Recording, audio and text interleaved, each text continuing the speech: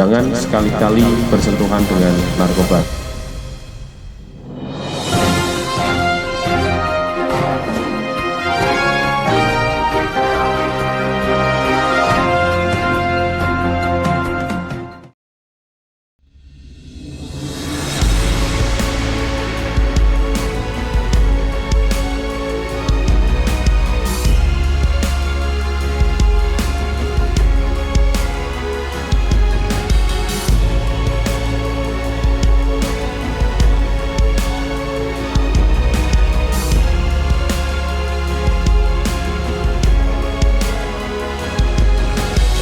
Perlu diantisipasi oleh rekan-rekan sekalian, apalagi wilayah Ulin juga termasuk bagian daripada memiliki wilayah pegunungan yang semak-semaknya mungkin juga sudah mulai kering, sehingga perlu diantisipasi adanya karhutla.